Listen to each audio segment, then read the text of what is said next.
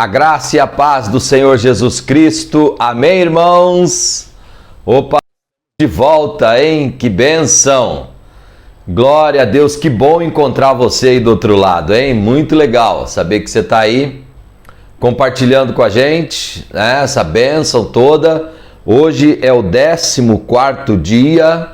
14º dia, gente. Depois de hoje, 7 dias, uma semana e tchau. Só bênção.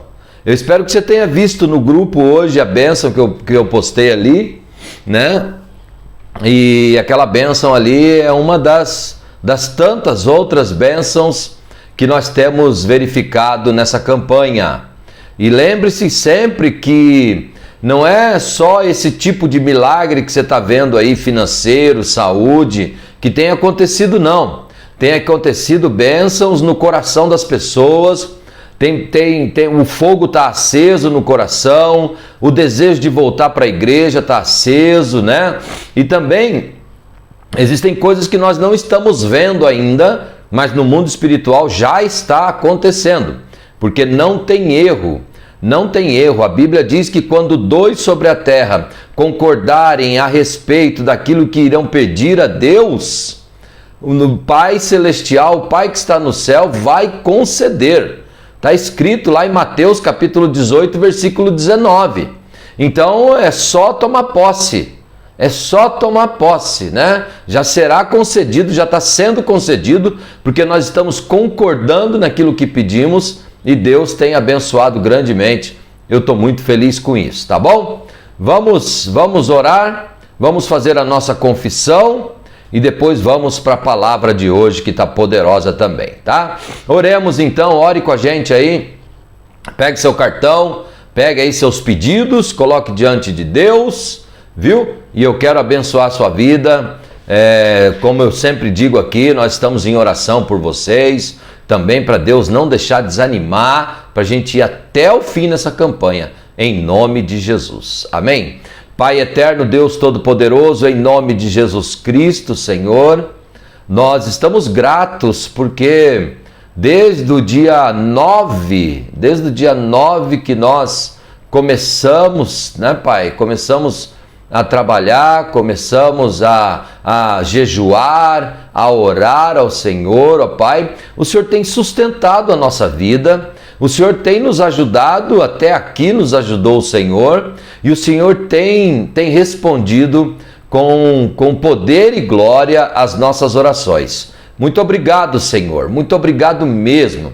Louvamos o Teu santo nome. Declaramos todos os dias com o nosso jejum, com a nossa leitura, com as nossas orações, nós declaramos a nossa fé ao Senhor, Pai. Ó Deus, sabemos que o Senhor está recebendo, sabemos que o Senhor está ouvindo as orações, porque a Tua palavra diz que quando 2 sobre a terra concordarem a respeito de tudo aquilo que iremos pedir, o Senhor nos concede, o Pai que estás no céu. E nós tomamos posse agora dessas bênçãos, Senhor, já recebemos as bênçãos, já agradecemos ao Senhor, ó Pai, e muitas delas ainda estão em desenvolvimento, mas que elas já foram germinadas, isso já foram concebidas, isso sim, nós cremos que já foram, e nós só estamos esperando o momento de colher os frutos dessa grande campanha, Pai. Ó Deus, abençoe as pessoas que temos colocados diante do Senhor. Ó Deus, o Senhor sabe quem são essas pessoas exatamente, e eu apresento perante o Senhor mais uma vez. Ó Deus, clamando, Senhor, para que a Tua palavra chegue lá, Pai, porque a fé vem pelo ouvir, e o ouvir da Tua palavra. Então que a Tua palavra chegue lá e encontre um coração fértil, um coração disposto, pronto para ouvir a palavra da salvação, Senhor. Abençoa também os projetos todos. Colocamos diante do Senhor as vendas de casas, de terrenos, de apartamentos, de carros. Colocamos diante do Senhor os negócios na justiça. Tem causa na justiça aí que está saindo. Eu sei que está saindo, está chegando, Deus. E também, Senhor, colocamos aqueles que estão desempregados. Pai, o Senhor está abrindo portas de emprego para o Teu povo, eu sei disso. e também o Senhor está curando os enfermos agora. Está curando os enfermos agora, pelo poder da Tua palavra. Nós recebemos as Tuas bênçãos, Pai, porque sabemos que somos grandemente favorecidos pelo poder do nome de Jesus Cristo. Sê conosco aqui agora, Pai, ilumina o nosso coração e a nossa mente, em nome de Jesus. Amém, Senhor. Amém. Glória a Deus. Vamos fazer agora a confissão da palavra, né? O 14º dia, vou estar abrindo aqui para vocês, junto com vocês. Aí está, 14º dia. O versículo é Isaías 45, versículo 3. Dar-te-ei os tesouros escondidos e as riquezas encobertas, para que saibas que eu sou o Senhor, o Deus de Israel, que te chama pelo teu nome. Aleluia, aleluia. Isaías 45, versículo 3. Então vamos lá, vamos repetir em forma de confissão, repetir tomando posse para a nossa vida, esse versículo bíblico maravilhoso. Então, diga comigo assim: eu já recebi os tesouros escondidos e as riquezas encobertas da parte de Deus. Diga: o Senhor já abriu o seu bom tesouro sobre a minha vida. Diga com fé: pois Ele me chama pelo nome. Ele tem cuidado de mim. Aleluia. Diga: Ele é o meu Senhor, por isso Ele já me revelou os seus tesouros e as suas riquezas. Ele me faz prosperar abundantemente. Aleluia. Glória a Deus. Que maravilha, maravilha poder com fé, sabendo realmente que é isso, nós declararmos que o Senhor cuida, que os tesouros estão à nossa disposição, que Ele está à frente, que Ele é fiel. Que maravilha, que bênção, glória a Deus. Tá bom? Vamos lá para a leitura de hoje. A leitura de hoje, a 14ª também, né? É um texto não muito comprido, bem fácil. Chama-se A Fé Mais Excelente. A Fé Mais Excelente. Amém? Tá prestando atenção aí? Vem comigo, vamos embora. Presta atenção, recebe essa palavra em nome de Jesus. Nós somos filhos de Deus, somos cheios de sua vida e unção, mas nós precisamos guardar a nossa fé, porque senão nós nos tornamos o quê? Nos tornamos naturais em nossa vida cristã. E quando somos naturais, nós vemos todas as coisas numa perspectiva meramente humana e limitamos Deus. Limitamos Deus. Então, tenha cuidado para não limitá-lo. Amém? Deus, Ele é capaz de fazer todas as coisas em nosso favor, mas nós podemos limitá-lo. Sim, claro que podemos. Nós o limitamos por causa do que ouvimos outras pessoas falarem, por causa de falsas doutrinas que se infiltram dentro da igreja e por causa da perspectiva natural e humana. Olha só, quando é que a gente limita Deus, né? No entanto, para o Senhor não haverá impossíveis em todas as suas promessas. Ou seja, isso não muda Deus. Quando nós intentamos algo que limita Deus, a gente não muda Deus. Ele continua poderoso para realizar o impossível. Então, não limite Deus. Juízes de 1 a 19, diz: esteve o Senhor com Judá, e este despovoou as montanhas, porém não expulsou os moradores do vale, porquanto tinham carros de ferro. Juízes 1, versículo 19. O texto aqui está dizendo que o Senhor estava com Judá. Não é maravilhoso saber que o Senhor é por nós? Olha só que bênção. É exatamente esse o significado de Emanuel. É Deus conosco. Deus é conosco. Entretanto, logo em seguida, lemos que eles não conseguiram expulsar os moradores do vale porque estes tinham carros de ferro. Carros de ferro. Se o Senhor é conosco, o que significam carros de ferro? Para Deus é como se fossem de papel. Golias estava vestido de uma armadura de bronze, mas foi derrotado com uma pedra tirada por um jovem que tinha fé em Deus. Ele acreditava, ele não olhava para o tamanho o tamanho do gigante, mas ele olhava para o poder de Deus. Olhava para o poder de Deus, né? Então, para compreendermos por que isso aconteceu, precisamos voltar ao começo do capítulo. Olha o que diz Juízes capítulo 1, de 1 a 3. Depois da morte de Josué, os filhos de Israel consultaram o Senhor, dizendo: quem dentre nós primeiro subirá aos cananeus para pelejar contra eles? Respondeu o Senhor: Judá subirá.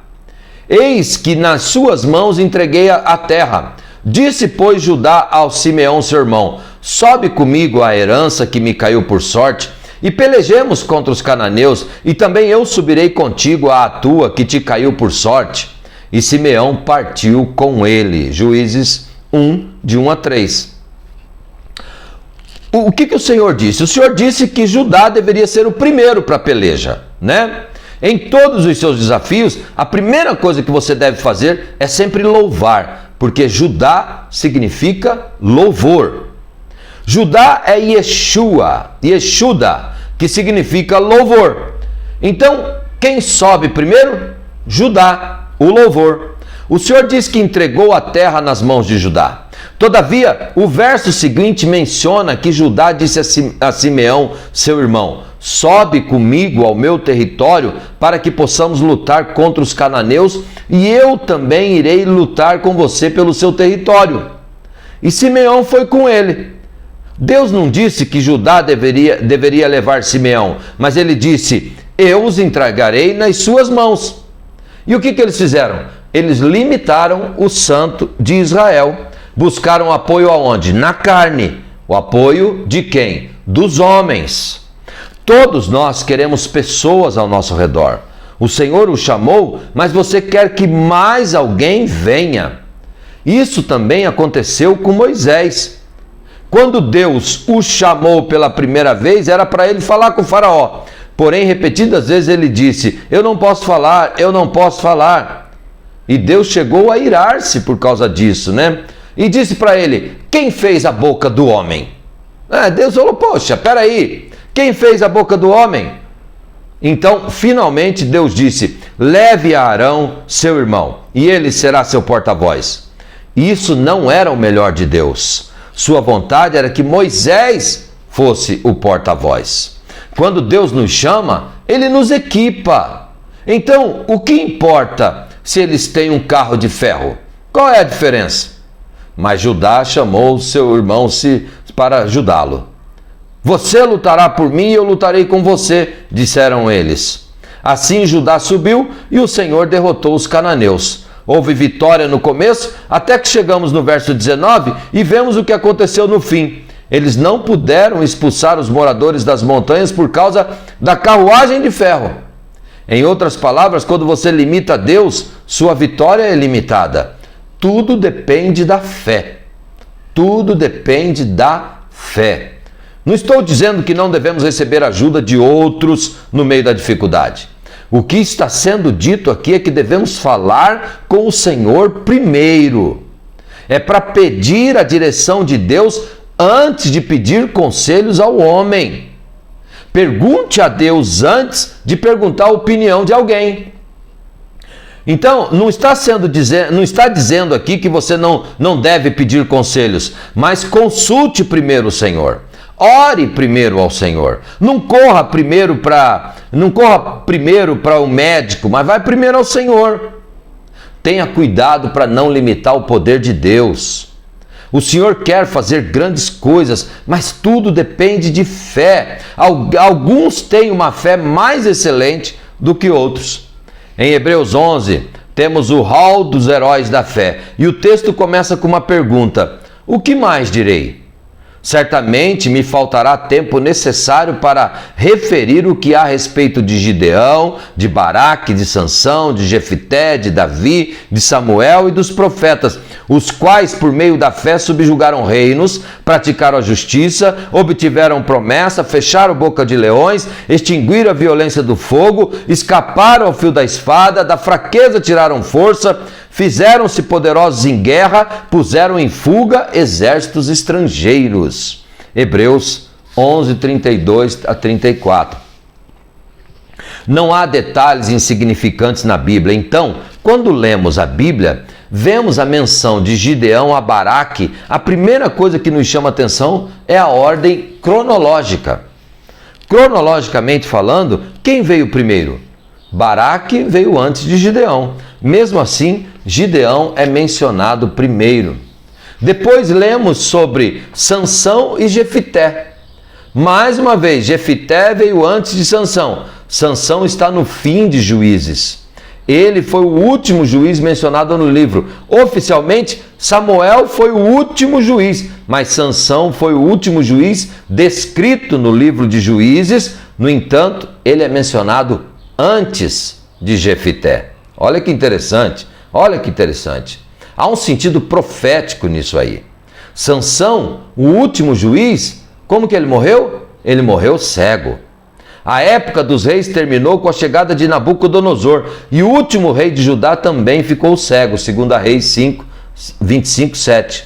Em Apocalipse, a última igreja foi Laodiceia e sobre ela o Senhor disse: eis que és cego. Apocalipse 3, 17. Então, veja bem, tudo que o homem faz, seja por meio de profetas, seja por meio de reis, sacerdotes ou da igreja, se esquecermos que o Senhor é mencionado primeiro, qual é a razão disso? Qual é a razão disso? Né? Então, Sansão veio depois de Jefité, mas seu nome foi mencionado primeiro? E quanto a Davi e Samuel, quem veio primeiro? Samuel foi quem ungiu Davi como rei. Ele veio antes, mas aqui Davi é mencionado primeiro. Olha que interessante, né? Então eu creio que quando Deus coloca um nome em primeiro lugar, isso mostra sua prioridade. Prioridade. Significa que Deus favorece aquele primeiro. A sequência não é cronológica, mas é baseada na qualidade da fé, na excelência da fé. A fé maior vem primeira. Aleluia. Vamos ver Gideão e Baraque. Ambos tinham fé, ou então o nome deles não estaria em Hebreus 11, certo? Tinha fé, estava em Hebreus 11. A fé de Baraque era: se você for comigo, eu irei com você. Enquanto que para Gideão, seus olhos estavam no Senhor. Ele colocou o novelo de lã como prova, mas Deus permitiu, por quê? Porque ele estava olhando para o Senhor, enquanto Baraque estava olhando para quem? Para a mulher. Olha o que diz Juízes 4, de 3 a 4. Clamaram os filhos de Israel ao Senhor, porquanto Jabim tinha 900 carros de ferro e por 20 anos oprimia duramente os filhos de Israel.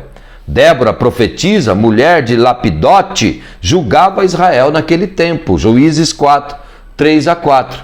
Então, nos dias de Baraque, novamente nos deparamos com os carros de ferro. Por 20 anos, Jabim oprimiu duramente os filhos de Israel. E aí Débora, que era uma profetisa, esposa de Lapidote, estava julgando Israel naquele tempo. Ele chamou Baraque e lhe disse... Ela chamou Baraque e lhe disse: porventura o Senhor Deus de Israel não deu ordem dizendo: vai, leva gente ao monte Tabó e toma contigo 10.000 homens dos filhos de Naftali e dos filhos de Zebulon? E farei ir para ti o ribeiro de Quizon e Sísera, comandante do exército de Jabim, com os seus carros e suas tropas, e os darei nas tuas mãos. Deus queria que Baraque destruísse Sísera, mas o que Baraque respondeu? Ele olhou bem nos olhos da profetisa e disse: se fores comigo, irei. Porém, se não fores comigo, eu não irei. Então, diante disso, Olha o que ela respondeu: certamente irei contigo, porém não será tua a honra da investida que empreendestes, pois às mãos de uma mulher o Senhor entregará a Sísera. Josué 16, 9. Deus havia dito que entregaria Sísera nas mãos de Baraque, mas enquanto ele exige que Débora vá com ele, a sua atitude limitou o santo de Israel. Limitou. Assim Deus diz: então não haverá crédito para você. O crédito foi para uma mulher cujo nome é Jael. Agora, Sansão e Jefité. E quanto a Sansão e Jefité? Na verdade, Sansão é um herói bem peculiar, bem peculiar. O comportamento de Sansão é completamente diferente, mas ele tinha fé em Deus. Seu nome é mencionado no rol da fé. A palavra de Deus diz que Sansão matou 1000 homens com uma queixada de jumento. Sansão clamou ao Senhor e disse: tu deste grande livramento. Ele deu a Deus toda a glória. Nada disso foi baseado na lei, senão Sansão teria errado, e no momento em que ele pegou a queixada de jumento, não ia dar certo. Ele tocou em uma carcaça morta e não podia fazer isso porque era um nazireu, e ao nazireu era proibido tocar em qualquer corpo morto. No entanto, Deus lhe trouxe a vitória. De certa forma, ele agiu como a mulher Ciro-fenícia. Não era a hora dos gentios, mas ele alcançou a bênção que só seria dada no futuro. Amém, irmãos? Está pegando aí? A fé transcende o tempo e o espaço. Aqui ele não está sob a lei, mas sob a graça. Ele estava operando pela fé no Senhor. Estava olhando para o Senhor. Todas as vezes que o homem age por fé, ele entra na esfera da graça. Na esfera da graça. Ninguém consegue ter fé baseado no merecimento da lei. Por que ele foi colocado acima de Jefité? Jefité veio primeiro. Quem era Jefité? A Bíblia diz que ele era filho de uma prostituta. Ele foi inicialmente rejeitado pelos seus irmãos, pela sua tribo, né? Mas mais tarde, quando os inimigos vieram, eles o chamaram de volta, porque era um guerreiro. Sansão clamou ao Senhor, mas Jefité fez um voto ao Senhor.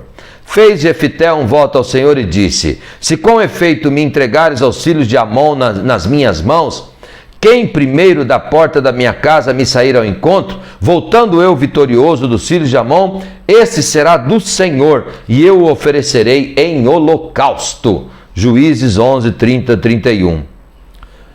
Escuta, deixa eu te falar uma coisa. Quando você não tem um relacionamento com Deus, você faz isso num sistema de troca.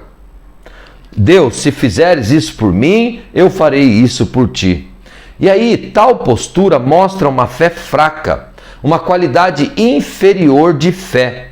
Sabe quem veio ao encontro dele primeiro? Sua filha.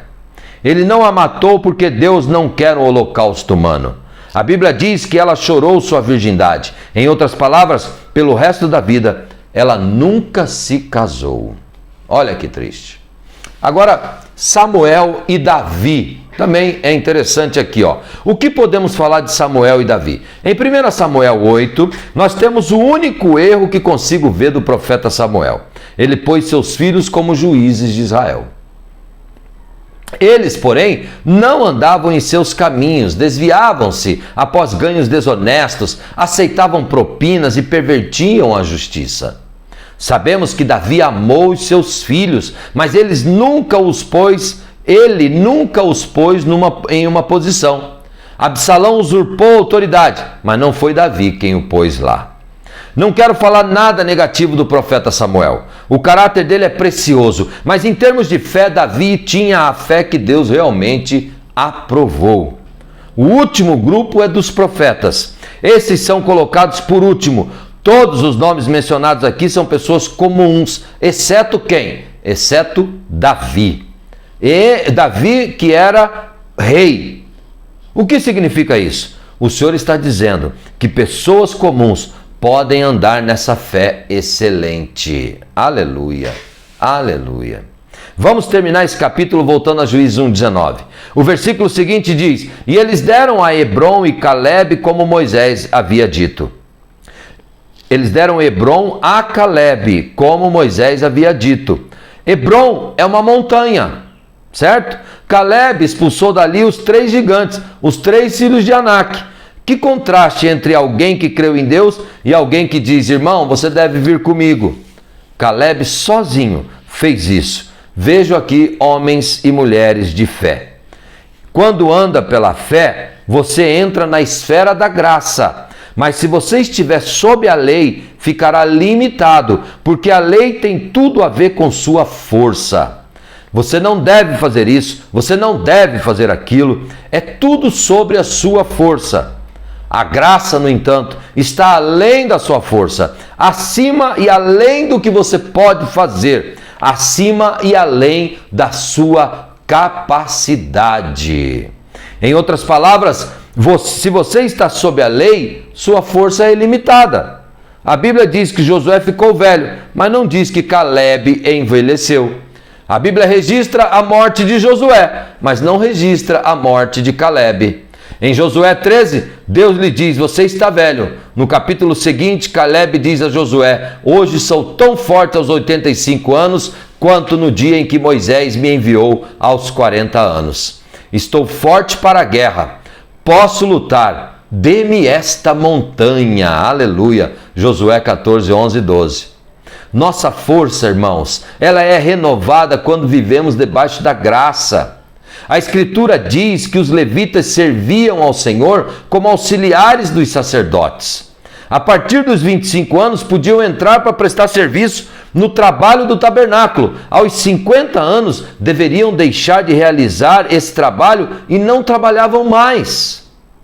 Se você está sob a lei, é isso que acontece em termos de serviço e ministério da igreja. Na lei, o nosso ministério é limitado, mas na graça somos renovados e nunca paramos de servir. O ferro e o metal está sobre o seu calçado, e a tua força será como os teus dias. Deuteronômio 33, 25. Se você vive pela graça, essa é a promessa para você. É uma promessa para pessoas felizes. Essa promessa era para Azer. A palavra Azer significa feliz. Pessoas felizes são frutíferas. Não dá para entender crentes mal-humorados quando a promessa que temos é de vida abundante e feliz. Abraão riu quando Deus disse que ele teria um filho. Sara riu quando soube que seria mãe. Então eles decidiram chamar o garoto de Riso. Riso. Eles se divertiram muito e foram frutíferos. A vida cristã é sobre a alegria do Senhor. A Escritura não diz que a sua alegria é a sua força. A alegria do Senhor, a alegria dele é que é a sua força. Neemias 8:10. E você sabe como ele se alegra? Ele se alegra com você. Sim, com você. Depois de conhecer a alegria do Senhor, você se torna forte, porque sabe que Ele está alegre por sua causa. Você é a alegria de Deus. Amém, amém. Louvado seja o Senhor. Glória a Deus. Que palavra poderosa, poderosa. Eu quero ministrar na sua vida, quero ministrar. Você tem Deus, você tem maioria. Não se preocupe. Se tem gente virando as costas, se tem gente te deixando, se você está se sentindo sozinho, cuidado, calma. Calma, não saia correndo atrás de alianças, atrás de pessoas, atrás de alguém para te ajudar. Calma, calma, vá para Deus em primeiro lugar. Vá para Deus. Ele é o poderoso, Ele é o forte. Mostre sua fé. Vá pela graça. Não vá pelo merecimento. O merecimento limita você e limita Deus. Vá pela graça. Quem vai pela graça não tem limites. e você coloca Deus exatamente como Ele deve ser, um Deus sem limites, um Deus do impossível e que faz todas as coisas. Então hoje você está aí, você está fraco, você está às vezes desanimado, às vezes você está aí já cansado, 14º dia, nada acontece, nada acontece. Será que eu vou ter que dar uma força para Deus? Será que eu vou ter que dar uma força para Deus? Não, você não precisa. A única coisa que você tem que fazer é saber que a alegria do Senhor é a nossa força. Deixe Deus se alegrar com você e as coisas realmente vão acontecer. Glória a Deus, vão acontecer. Eu declaro isso na sua vida sempre, sempre, sempre, não tenho dúvida. Se está acontecendo na minha vida, se Deus transformou a minha vida, se Deus tem me abençoado com toda sorte de bênção, eu creio que grandes coisas estão vindo, vão chegar, já foi entregue, já foi liberado, eu sei que já foi liberado, eu sei, eu tenho toda a fé que eu sei que Deus já liberou, eu tenho visto, e isso inclui a sua vida também. Amém? Glória a Deus. Vamos para a ceia do Senhor? Tá bom? Pegue o seu pãozinho, pegue o seu cálice, aleluia, glória a Deus, vamos participar com fé, vamos participar com reverência, é o nosso Jesus Cristo, nosso Salvador, que um dia foi para aquela cruz verdadeiramente e suportou todas as dores, suportou toda a afronta, toda a humilhação, e ele venceu por mim e por você. Por isso vamos declarar juntos a nossa fé agora. Lembre-se, se dois de vocês na terra concordarem a respeito de tudo aquilo que irão pedir, nosso Pai Celestial vai nos conceder. Mateus 18:19.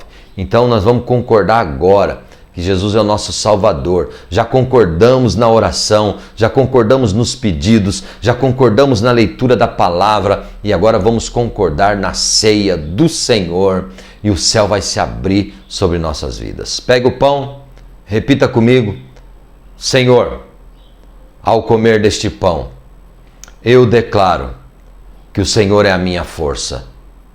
Eu declaro que não há limites para o Senhor.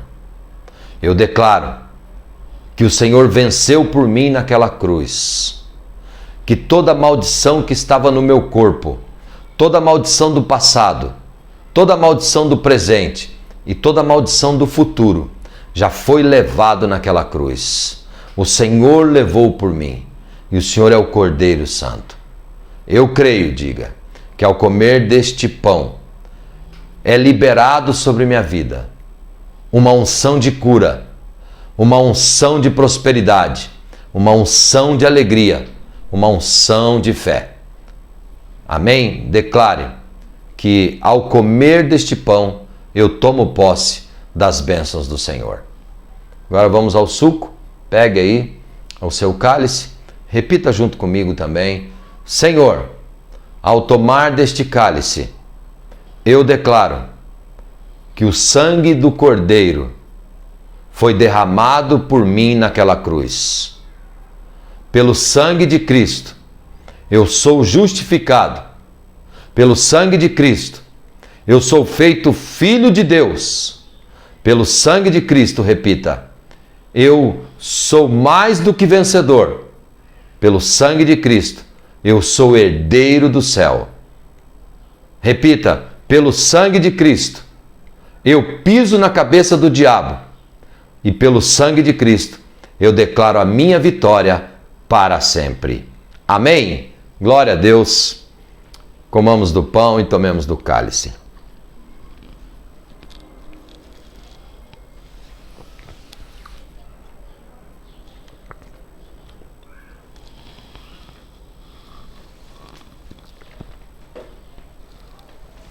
Louvado seja Deus. Espero que você tenha recebido uma bênção aí, tenho certeza que você recebeu. E continue firme. Amanhã é o 15º dia. Tá acabando. E eu tenho certeza que está valendo a pena na sua vida. Até amanhã.